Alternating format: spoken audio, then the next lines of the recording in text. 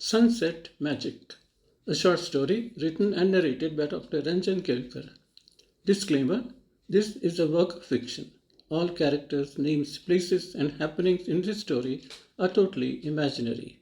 The picture is AI generated. Sunset Magic.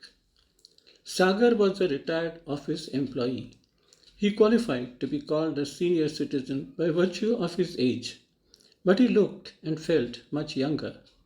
After his retirement, he had started working from home. He offered online advice to organizations and individuals on investment related issues. Sometimes he got paid for his services, more often he didn't. But he was happy to remain busy doing something useful. The ocean is called Sagar in many Indian languages. Maybe for that reason, Sagar had a natural affinity towards the ocean. By another coincidence, or perhaps on purpose, Sagar had acquired out of his retirement earnings an apartment that was not too far from the beach. Soon thereafter, going to the beach became a daily routine for Sagar. Every morning, Sagar would check the sunset time for that day. He would then set an alarm on his cell phone exactly 50 minutes prior to the sunset time. He needed 15 minutes to dress up and get ready for his outing. The walk from his home to the beach took 20 minutes, and he would spend 15 minutes watching the sunset process. He would leave for home after the sun had actually set. The sun sets every day at a different time, so Sagar had to set his alarm to a new time every day. Sagar had to end all his daytime activity when his alarm rang. Today, the sunset time was 7:05 p.m. and Sagar had set his alarm for 6:15. He arrived at the beach exactly 15 minutes before sunset. Sagar had three favorite vantage points on the beach. On days of high tide, he would sit on the top of a flat rock. The waves would break on the rock and the foam would rise and touch him gently. On a day of moderate tide, he would sit comfortably on a concrete bench, allowing the waves to come near him but still keep a little distance. When it was low tide, Sagar would keep walking over the sand until the water covered his feet. Today, Sagar had walked on the sand quite far, but then retreated a little, leaving behind his deep footprints. Sagar liked a sunset more than a sunrise. He was glad that he was on the west coast facing the Arabian Sea. Had he been on the east coast overlooking the Bay of Bengal, he would have had to watch a sunrise instead.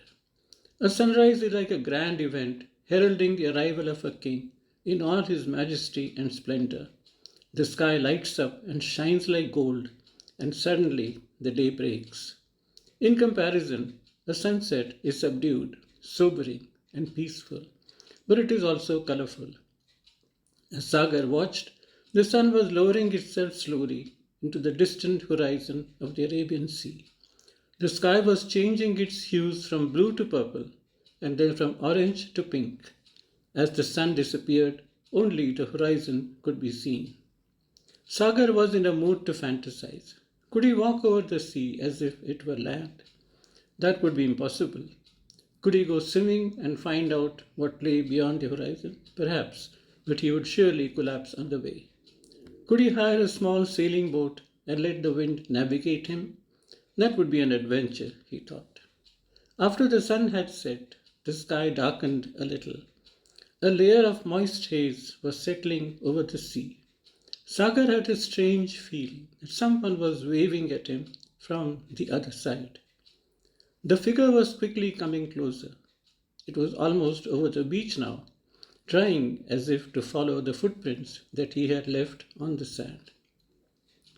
The sunset had cast a magical spell over him. He wasn't sure if it was all real.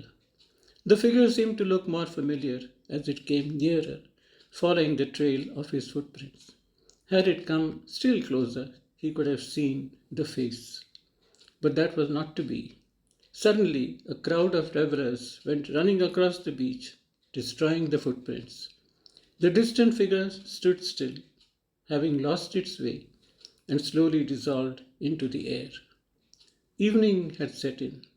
People were coming to the beach in large numbers, families with children, Young couples, senior citizens, food vendors were all occupying their places on the beach. Far away on a rock, the lighthouse was lit up, and its rotating beam was illuminating the sky as a caution for distant vessels. Sagar heard the chirping of birds. They were going home. It was a signal that he should be going home too.